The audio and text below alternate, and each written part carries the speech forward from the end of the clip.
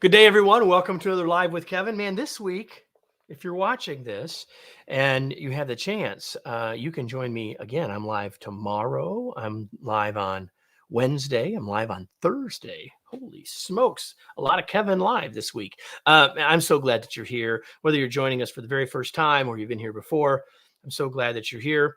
What you can do, whatever platform you happen to be on, is go into the comments area right beside you or right below you and say hello. Tell us where you're from. It would be helpful for us to know where you're from and sort of get you used to typing, because what I really hope that you do is to participate in this conversation. Because, I want you to imagine that you are joining my guest and I, who I will introduce in a second, and imagine you're joining us for a cup of coffee, a glass of water, whatever.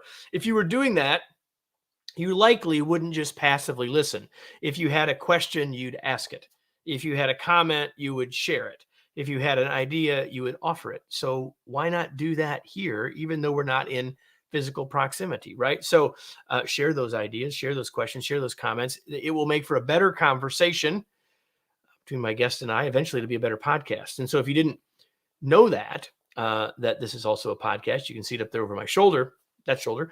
And that means that eventually you can be helping others by getting great value from this conversation. So given that this is also a podcast, I am going to do a countdown, which is where we will trim this to start. So let me do that. Marissa, this is for you in 3, 2, 1. According to a U.S. Department of Labor study, 64% of Americans who leave a job do so because they don't feel appreciated. 64%. That means that not only is appreciation the right and human thing to do, but that appreciation provided honestly and effectively is a business advantage. Today, we're talking with someone who knows much about the what's and whys of appreciation in the workplace. And so, welcome to another episode of the Remarkable Leadership Podcast, where we are helping leaders grow personally and professionally to lead more effectively, make a bigger positive difference for their teams, organizations, and the world. If you are listening to this podcast, I'm glad that you are, but you could have been with us live. Well, now you could be with us for future episodes. If you're interested in that and watching and even participating, you can join our Facebook or LinkedIn groups to know when they're happening. You can do that by going to remarkablepodcast.com/Facebook or remarkablepodcast.com/LinkedIn. Today's episode is brought to you by our newest product, the Productivity Intensive, a 45-day process to improve your productivity for life. Learn more by going to remarkablepodcast.com/productivity, remarkablepodcast.com/productivity. And with that, let me bring in our guest. And here he is. His name is Dr. Paul White. He is a psychologist, author, and speaker who makes work relationships work. Dr. White is the co-author of the best-selling book, The 5 Languages of Appreciation in the Workplace, which has sold over 550,000 copies and has been translated into 25 languages. He has written articles for and been interviewed by the BBC News, Business Week, CNN, Fortune.com, Entrepreneur.com, Fast Company, Fortune, Fox, Business.com, the New York Times, U.S. News and World Report, the Washington Post, and Yahoo Finance. And now, today, he's a guest on our podcast. As a speaker and trainer, Dr. White has taught around the world for organizations including PepsiCo, Microsoft, NASA, L'Oreal, Ritz-Carlton, Starbucks, Boeing, HP, ExxonMobil, DirecTV, and many others. And I am so glad that he is our guest. Hello, sir. How are you? Great. Thanks for having me, Kevin. I really appreciate the opportunity. Glad to have you all the way from Wichita, Kansas. As we get your day going and my day moving on, we got people today, let's see, from Billings, Montana is in the house. We've got Central Wisconsin in the house. I'm sure we have many others, and feel free, of course, to share that with us. We'll try to get you on the screen if you are, and if you do. So Paul, my first question for you is, like, you didn't wake up when you were 5 and say, I think I'm going to be a psychologist. I'm going to write about appreciation in the workplace. Like, right. Tell us a little bit about the journey that gets you to this place. Yeah. So, Kevin, I grew up in the context of a family-owned business outside of Kansas City in Lawrence. So I'm a Jayhawk fan. And I was really starting to like you. Yeah, I'm just sorry. teasing. Listen, Yeah, if all goes well, your team and my team, Purdue, might play for a basketball national championship. there you go. That'd That'd be make me fun. very happy. That'd Anyway, be go fun. ahead. So, so I was trained as a psychologist, and mid-career, some friends of mine who were business consultants kept running into family issues because 85% of all the companies in the U.S. are family owned. And so I started doing that, traveling around, working with different businesses and families, really around business succession issues and wealth transfer. And I was with a family in North Carolina. I was talking to the dad, who was the CEO, and I said, how's this plan going? He says, it's going well. My son's stepping up. I think it's going to work. I walk across the hall and ask his son the same question. He says, this is a disaster. It's never going to work. I can't ever please my dad. And which I could understand from some personal experience. So my wife and I were reading The Five Love Languages, which Dr. Chapman wrote, and has sold 25 million copies, and it's for personal relationships. And I thought, well, I wonder if this could work in workplace. So I pursued Dr. Chapman. It took me a year to get to him and meet with him and pitch the idea, and we decided to work on the project together, where we created an online assessment, which became the Motivating by Appreciation Inventory. 400,000 people have taken it. And then developed some training materials for organizations and started to use that, and then wrote the book. And so sort of has gone from there. And now a second edition, I guess, of the book is the way to say that, right? Yeah, and actually a third one's coming out in October. So rewrote and updated the research. We have over 50 now, I think 55 citations on sort of the practical impact that appreciation has in the workplace, and then rewrote the chapter on remote and hybrid workers, because that whole scene has changed quite a bit. It has, and we'll talk a little bit more about that before we're done. So this is perfect. So edition number 3 has just come out as you might be listening to this on the podcast, not out yet as we're doing this live. So one of the things you talk about early in the book, I agree with it 100%, but it's worth us talking about. I'm confident you've heard this 100,000 times. Like appreciation, that's really nice. I want to pat you on the head. Thank you so much, Paul, for that, for all this nice fuzzy stuff. But you would say that appreciation is a good investment in our businesses. Why is that? Well, yeah, most business leaders mistake the primary goal of appreciation in the workplace. They think it's to make people feel good or happy, and we want that to happen. But it really is to help make an effective, functional organization. And I use the example of sort of like oil in a machine. You have an engine, and it's parts working together and all that, and you have friction, which creates heat, sometimes sparks, can get stuck if it doesn't have any ability to move. And I think appreciation is like that as well. It helps the organization function well. And we know that lots of good things happen when team members feel valued and appreciated. Tardiness goes down. Calling in sick when they're not really sick goes down. Absenteeism, turnover goes down, which we know is the sort of single most non-productive cost in the business.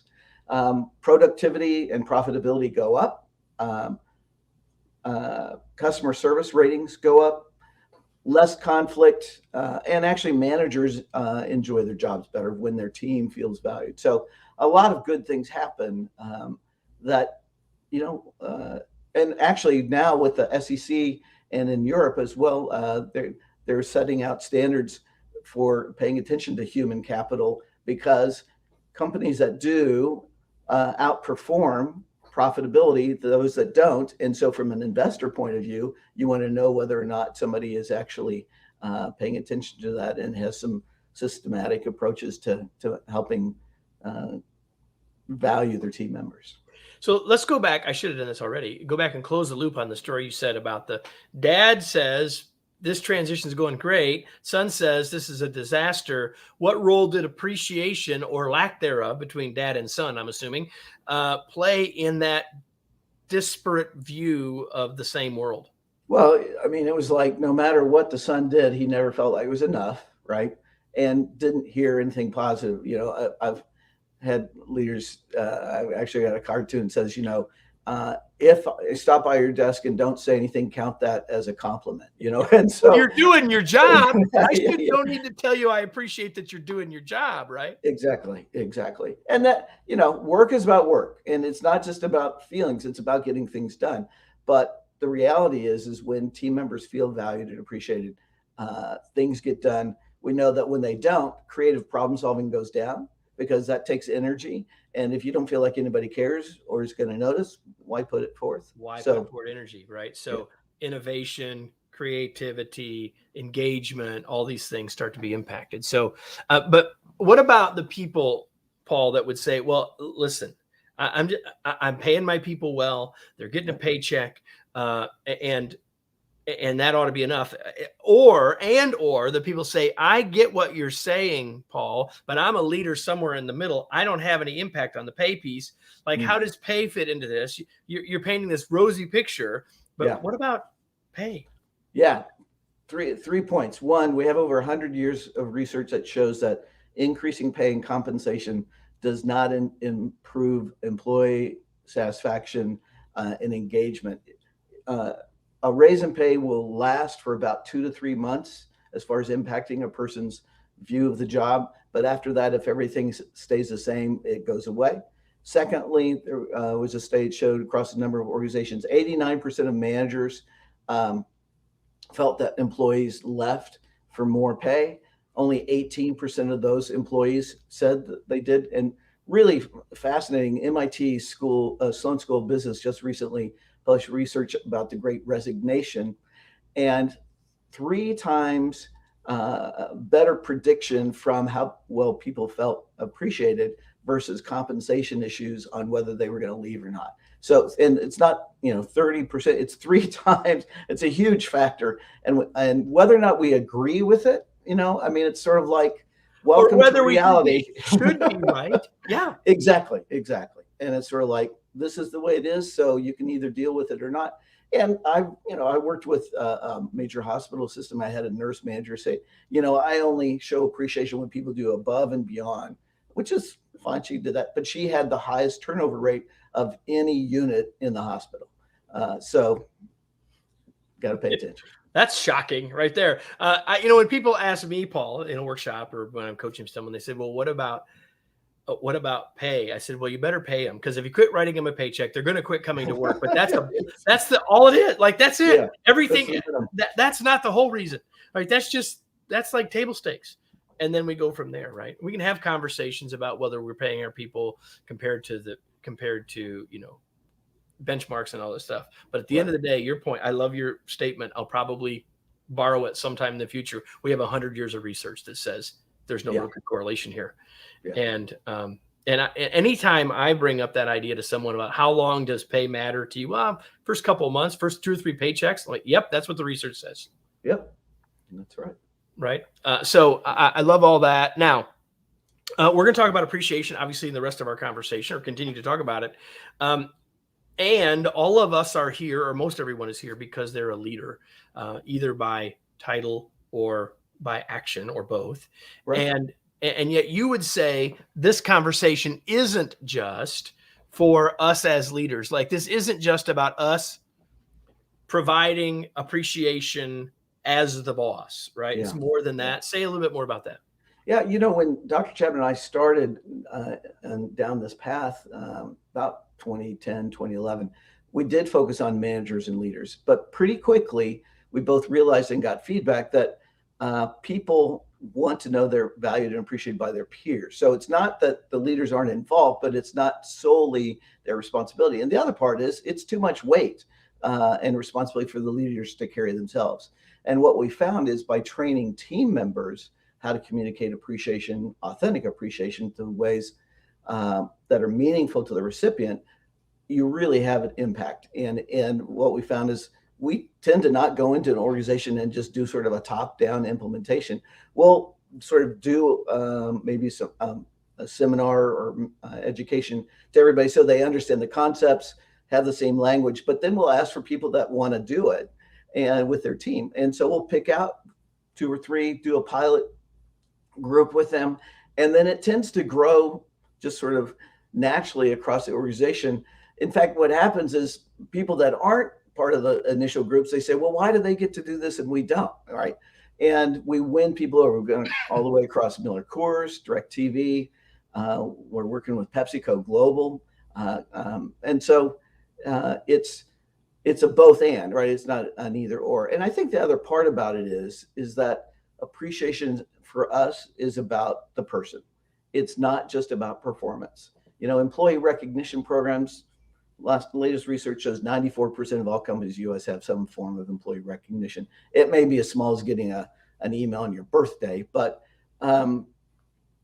we know that they don't work in making people feel valued and appreciated. They weren't designed to do that. I mean, they really were designed to set up goals, monitor those, and reward people who meet those goals. And it's very organizational. It's pretty generic, feels pretty impersonal. A lot of employees have a pretty sarcastic, if not cynical view about employee recognition.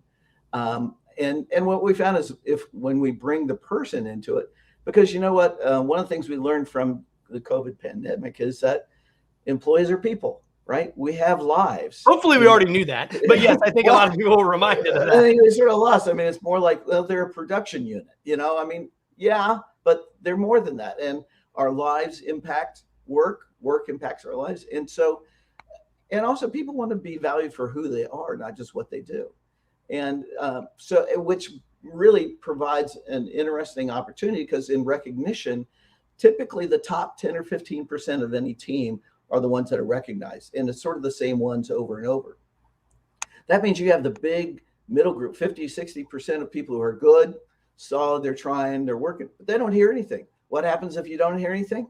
You leave. So that group is at risk for leaving, which you can have a star quarterback and a receiver, but if you don't have blockers, you're not going to win. And so it's pretty cool to be able to then also focus on them as a person. And that doesn't mean, we deal with low performers, but let's just say they're okay. All right. Well, they're solid. They're doing their work. They're doing their job. Yeah, but they're not going to hear anything. So, what else can you value about them? I like to work with cheerful people more than grumpy people, and I have a team member who's just got a delightful laugh and smile. And I say, Becky, you just light up the room. Is it about her work? No. Is it about her? Yes. And it creates that connectivity. And connectivity is huge these days with remote and hybrid and workers. And this is one way to build that.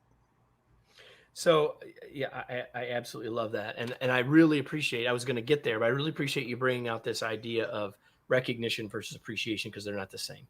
And like almost everyone would agree with what you said, that most of us look at those with a bit of a scance, like, okay, right. How genuine is this? How real is this? All those sorts of things. It's like, okay, it's IT's term. Who in IT is going to get it this month? It's sort of, it feels that way lots of times. Well, and here's the thing, even if that's not how it was meant, and even if that's not what it actually is, if that's people's perception, that's their reality, right? It's a problem. Yeah. Yeah, it's a problem. I love that. So, okay, so let's go back to where we started. There's this book that 25 million copies of which have been sold about the love languages, right? Right. And so you pursued Dr. Chapman, which is a story probably I would love to hear, but may not be what we need to talk about on the podcast. And so the book that we're talking about the book, The 5 Languages of Appreciation in the Workplace. Here it is. And so are they the same 5 languages? They're the same in name, but they look differently in how they're applied. Right? So let's talk. I guess I knew that. It was just my way to get us there, right? So let's talk about that for a second. Why don't you just lay out the 5, and then we don't have time to go deep in any of them, but we'll pick on a couple of them a little bit. So what are the 5?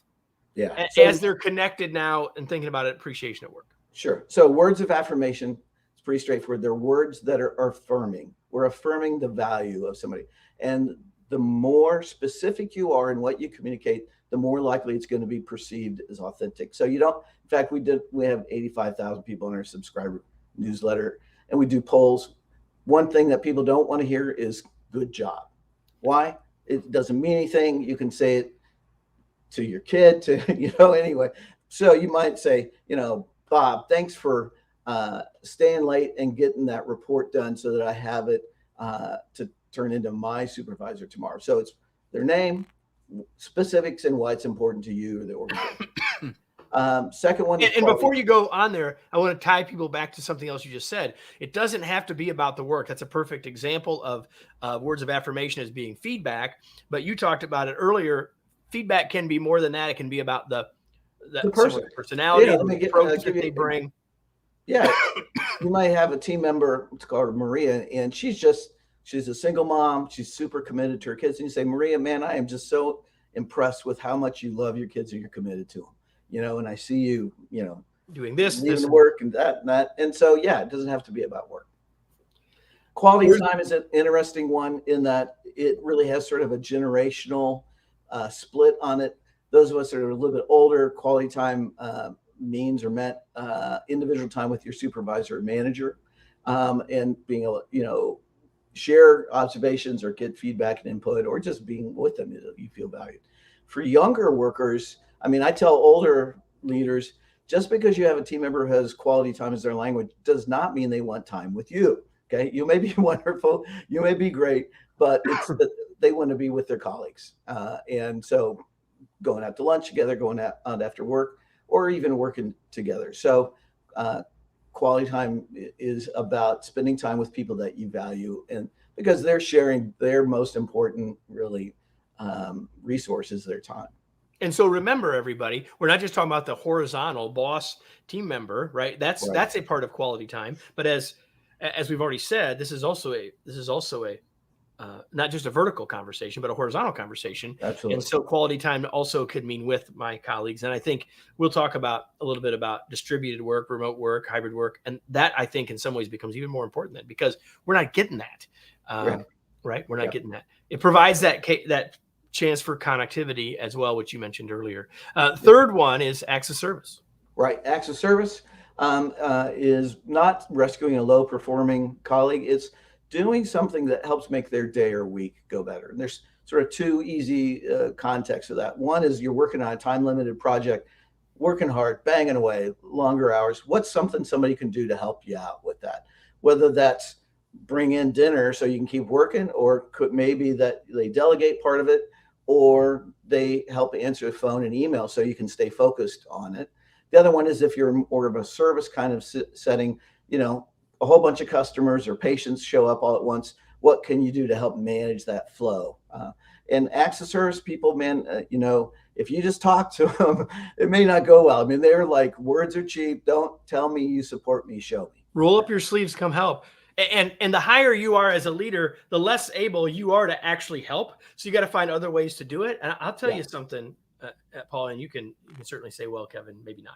But one of the things that I do as a leader of a remote team is if I need to talk to somebody, I don't just say, hey, I need 5 minutes. I say, when can we have a conversation? In other words, leaning into what their need is rather than just, I'm the most. Especially true across time zones, right? More 100%. And more we got across the country, across countries, setting up a call or, a video conference when it's convenient for them rather than for you is really an act of service. Number 4. Tangible gifts. Tangible gifts. It's not compensation, bonuses, raises, big vacations. It's small things that show that you're getting to know them as a person and what they like. Their favorite cup of coffee. If you get bagels, what kind of bagels they like, or if you order pizza. I have a team member who's gluten intolerant. So when we order pizza, we get, gluten-free pizza. Or just listen to what's going on in their life. And maybe they're starting to coach a soccer team for the kid, and you either get them a magazine or maybe even a website that has like training activities. It doesn't have to cost money, and so, or they're, let's say you're in Indianapolis. So let's say they're an Indianapolis Colts fan, which you would then, really offer condolences because I'm a Chiefs fan, but, hey, we beat you last year, and we won yesterday. So yes, I understand. Yeah, but you get them an NFL, magazine about the different teams or whatever. So it's just small stuff that shows that you're paying attention, and say, hey, I saw this. I thought you might like it. Okay, it's not a big deal. What's interesting is only 7% of all workers choose tangible gifts as the main way they want to be shown appreciation. So a lot of companies to be honest, waste a lot of money throwing out gifts and stuff like that. The one way to offend somebody that really does value gifts is give everybody the same thing. Because especially if it has the company logo on it. It made me laugh. I'll tell you a quick story about that, but go ahead. Yeah, no, yeah. I was working with a large beverage company everybody would know, and the people said, hey, we feel like walking billboards, because that was like there was a secondary gain for the company by giving it to them. So yeah, find out what they want, and but make it individual And which is sort of the point. And we've got one more of these languages to get to in a second, the one that I will say has an asterisk at work. But before we get there, I mean, part of the big idea here is figuring out which language works best for everybody. And so the sub point of that around the gifts piece is like, if you give me something that matters to me, like I'm a reader, give me a book. Cool. I'm not a reader. Don't give me a book. Exactly. Right. Or if we're all going to read a book, that's fine. But then don't expect that I think that's a gift. I just think that's work. Exactly. And actually, we do research all the time. We did research, I think, with 90,000 people on actually what kind of gifts they like. And, gift cards are in there. But there's two types of people that want different kinds of gift cards. One is a generic gift card, Amazon, Visa, whatever, that they can use it for anything. Other people want it very specific, Cabela's, the bookstore, iTunes, so they can't use it on everything. That you. So they're actually picking their gift rather than just giving them a bonus. A generic, yeah, exactly. Yeah, I love that. So the fifth of the love languages, as translated into the languages of appreciation, is that of physical touch. And people will be going, whoa, Paul. Yep. What are you talking about here? When I talk to leaders or HR professionals, I throw up a slide of somebody that's fainted because, we're going to get sued. So the real reality is, one is we didn't want to create or facilitate a workplace environment that's totally touchless, because appropriate touch in healthy relationships, appropriate situations would be deeply meaningful if somebody's had a tragedy in their life or something like that. It varies culturally, right? But largely it happens, and it's spontaneous celebration, right? It's a high five when you finish a project. It's a fist bump when you solve a problem. It's maybe a congratulatory handshake. And our work is used all over, both worldwide and in the US. In the South, I lived in Atlanta, they do side hugs. In New York, in New Jersey, what it looks like. Hey, that's about as close as they get. But our Latin and Hispanic friends tend to be more warm. And so it feels very cold to them if there's no, kind of physical connection. But it's less than 1% of the population, and it's always the recipient is the one who gets to decide whether or not it's appropriate. It was valuable or not, right? Yeah, and so we don't worry about it a lot, but you just have to be aware that for some people it's okay, and if you're one of those people that physical touch is okay, you've got to be careful about the other person to make sure that it's okay with them.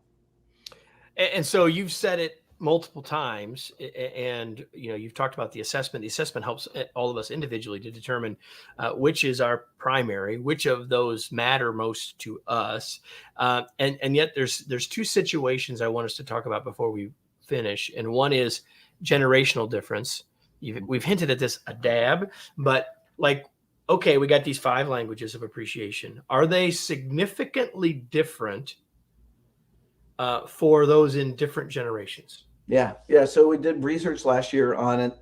I don't know, it was 350,000 people that we had results of. And what we found is that the order or rank remains the same. Words is the top for everybody. For the general populations, it's 46%, which is important to note because that means that words is less than half of all employees. So if you only use words, you're missing half of the people that you want to encourage by using their primary language.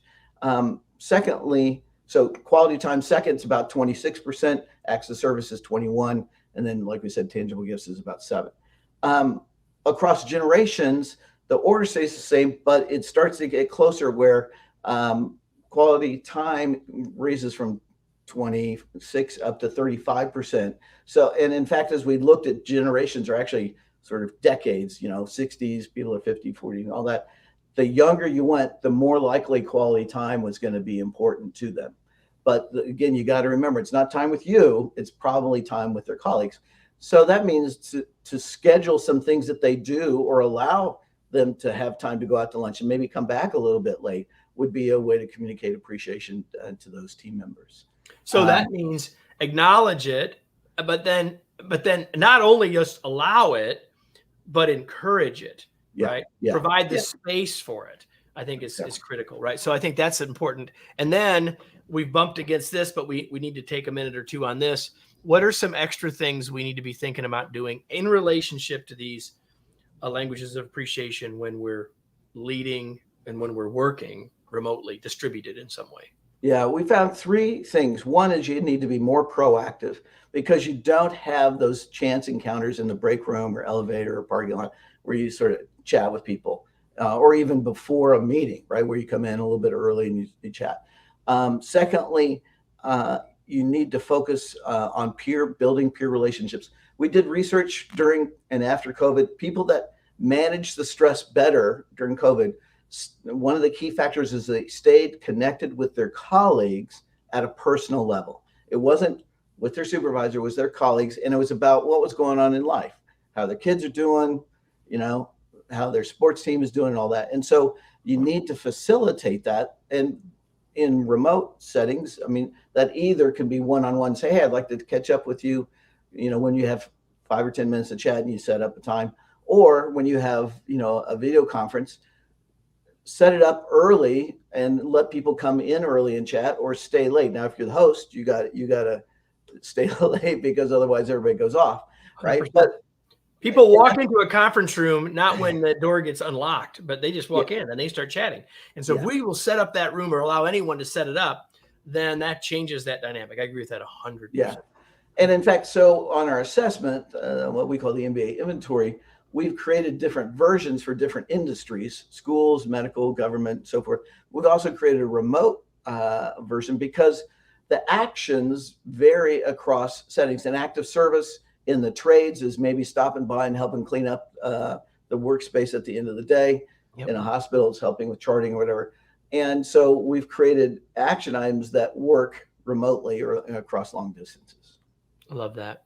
I just want to highlight, you mentioned the word being more proactive. In our book, in our work leading to our book, The Long Distance Teammate, that was the single most important thing. Not only in our experience working with clients, but in the research that we did. It's the word that came up most often. It's the thing that has the most impact, being more proactive. It's the first P in our 3P model. Like, I completely 100% agree with that. Even though we were coming at it maybe from slightly different perspectives, the output is exactly the same.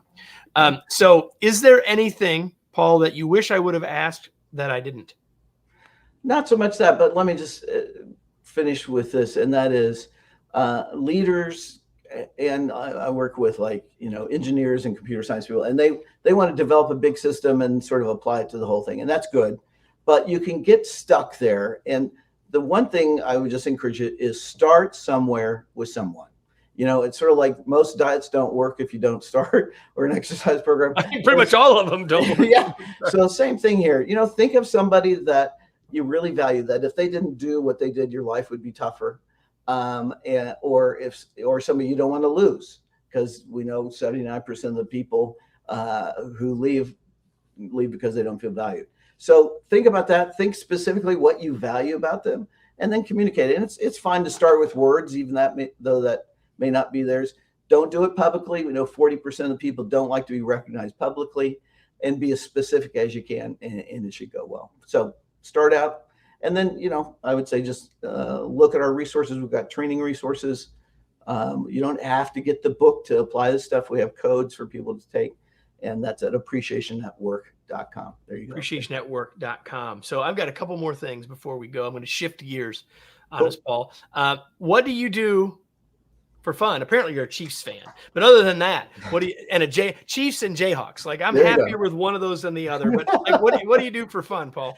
Yeah, I enjoyed college sports. I really like to fish. And also I deal with trees. I plant trees and I trim trees and that kind of stuff. And just getting out in nature and experience the beauty of creation is really rejuvenating to me. I love that. What are you reading these days, Paul?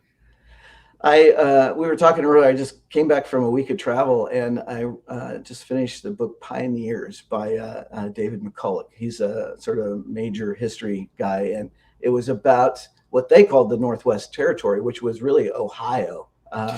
If you go back far enough, that was it was in the 1700s, and just the pioneers and the frontiersmen, and wow, what tremendous perseverance those people had, and also just heartbreak, setbacks that just happened. I mean, whether it was floods or disease or whatever, it was just encouraging to be thankful. But man, we have so much to be thankful for. We live like kings used to live, as far as all the things we have. So that was good. And even better, right? So Paul, we've talked about appreciationatwork.com. We've talked about the book a little bit, the 5 languages of appreciation in the workplace. Where can we learn more? Where do you want to point people? Anything else you want to tell people? I think the appreciationatwork.com one is sort of the mothership website, and it's got information about book, about training resources we put together, so that you can have an internal person learn how to lead teams through this. We've done research, and I've written on toxic workplaces. It's got that information there. So that's the best place to go. Appreciationatwork.com, everybody. And Paul, you took some of my thunder, which is fine, with your final thought about go appreciate someone. But if you're with us and you've been with me before, I'm going to always close with this question.